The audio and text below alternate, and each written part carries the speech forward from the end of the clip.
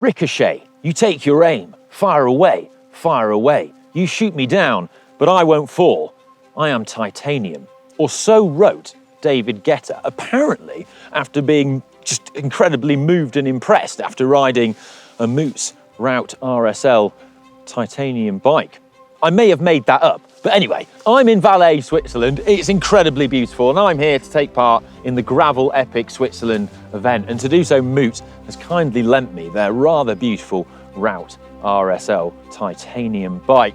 And well, there's a full video documenting the event and how I get on in that over on the GCN main channel. But here, we're going to take a look at this sweet bike in more detail. So let's fire away.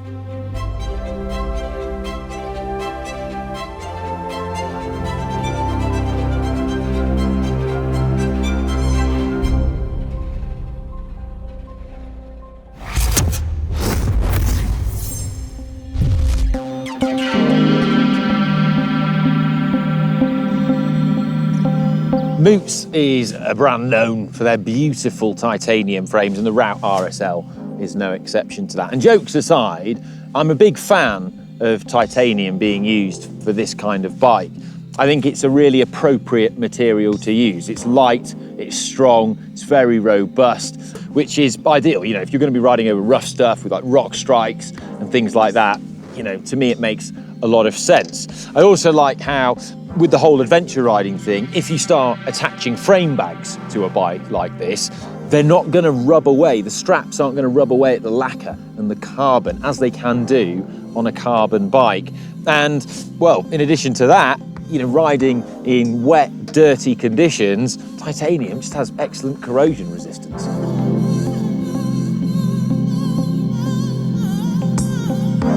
The name Routt comes from Routt County, which is where Moots is based in Colorado Springs. And the RSL is the kind of racier gravel bike in their range. It's racier than the standard Routt, thanks to sort of more racier tweaked geometry. So in terms of stack and reach, it's slightly longer, it's slightly lower than the standard one. And the head angle is actually still quite slack. So it's 72 degrees if you compare that to, you know, a lot of race bikes. But that translates into sort of more stable handling off-road when it's quite loose underneath you. But it's certainly racier than, you know, the sort of standard model. If you've never seen one of these frames up close and personal, there's a really good attention to detail. It's very intricate. So there's loads of these nice little alligator on bikes Moots logos hidden in various locations. There's one on the rear dropout here.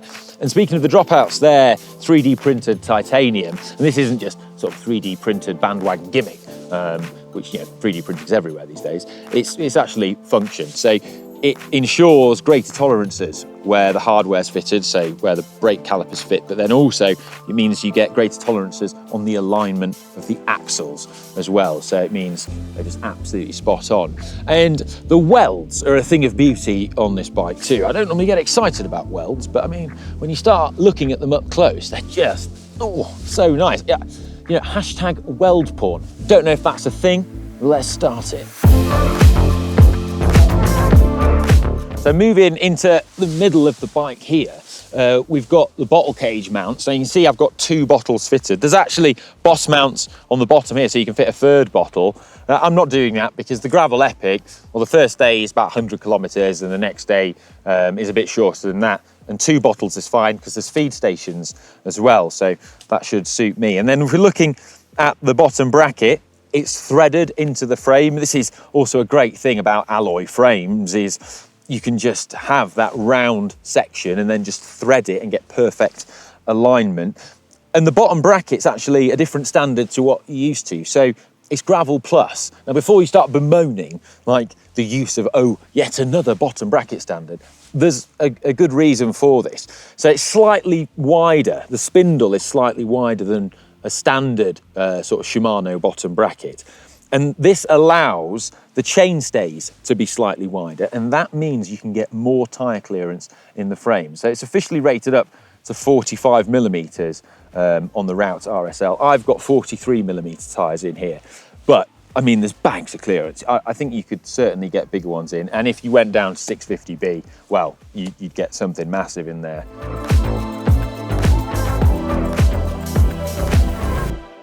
So I mentioned the tyres are 43mm and they're Panaracer Gravel Kings. They're what Moots supplied with the bike, and they've got a file tread on them. Now, I wasn't sure of what the gravel was going to be like here in Vaain, so I actually brought a pair of Pirelli Cinceratos with me that had a big chunky tread on them in case it was a bit looser or a bit muddier. But this does seem to be the tyre of choice. A lot of other people here are using file tread tyres. So if you came and did an event like this, that's what I'd recommend. And in terms of pressure that I've got running in them, it's around sort of 30, 35 PSI. But that's because the gravel here is very fine. So that's quite a sort of high pressure for a tyre like this. But you know, the gravel is so fine, there's just plenty of grip, and you want that sort of higher rolling. And they're mounted onto the NVG 23 wheels, which are absolutely gorgeous. And they've got Envy's special sort of carbon hubs on them as well. When Si rode a bike like this, he had Chris King hubs, but these ones have got the Envy ones on. So I'm keen to see what these ones sound like. So it's free up sound check time. Let's check it out. Ooh. It's not as, dare I say it, as gravelly as the Chris King. Not as buzzy. It's like a finer. It's nice. It's mighty smooth. I like that. So moving to the cockpit in the front of the bike, we've got an absolutely gorgeous Chris King headset. I mean, it's headset porn. And then we've got this proprietary Moots titanium stem, which is beautiful. Again, just really nice welds on that. It's just a really nice piece of machined titanium. Very nice indeed. And it's 100mm long, so it's quite short. Now, normally I like to run a longer stem, but Moots specifically sort of has designed the bike, this is a size 56, to be used with sort of shorter stem. Deliberate thinking has gone into that in terms of the implications of how it will handle on the gravel. They want it to be responsive and twitchy but stable on the gravel. And yeah, it's an interesting choice to go down. Then on the bar itself, that's an Envy bar again, and it's an aero section, but it's a gravel specific one because it's flared, and it's 44.5 centimeters wide if we go from the center of the hoods to the center of the hoods.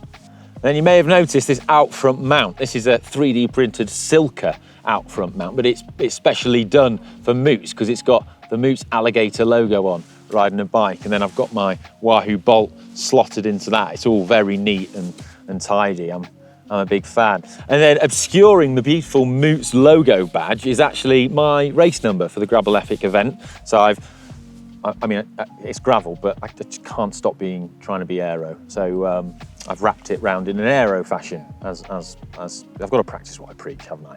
I've also got my route sticker for the first stage stuck on to the top tube as well, so I can see where the feed stations and stuff are too.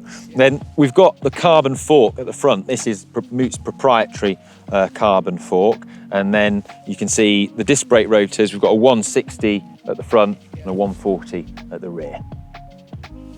My saddle of choice is a Selle Italia SLR Boost. Now this has kind of become my kind of like go-to saddle. I just fit it on all my bikes, including my time trial bike actually as well. I'm just a really big fan of it and I get on really well with it. However, this one's got titanium rails. Oh, David Getter's he's gonna love this.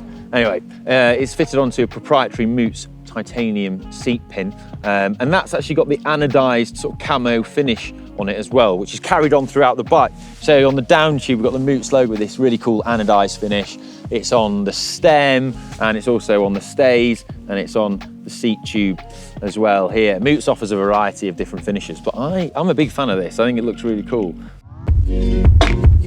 Now in terms of Groupset, you may have noticed the bike's got a full Shimano GRX Di2 group set on here. So we've got the shifters here with the special shape and the servo wave brake tech in there. And then the chain set itself is a 48-31 2x setup, and that's paired with an 11-34 cassette. So a 31-34 is my bailout gear. And unashamedly, I've ridden the first stage on this bike and I've used it a lot. There's a few sort of very short, sharp ramps where that comes in real handy, and you know, riding on gravel, it's a bit harder sometimes than when you're just riding on a nice smooth tarmac. So you're sometimes going a bit slower than you would on tarmac, and having those easier gears, it really does help. Onto the cranks themselves, I've got my off-road pedals, which are Look X-Track Racers. So they're what I tend to use off-road, and I'm pairing those with my off-road DMT shoes. Now, being a full titanium bike, it is a bit heavier than a carbon bike, but titanium has other qualities, as I've mentioned. So the frame set comes in at 1,300 grams, and the total bike weight is around 8.5 kilos. So not the lightest, but you know, it's designed to have other qualities in mind. You know, there's a big emphasis from Moots on the ride quality and the handling of this specific bike.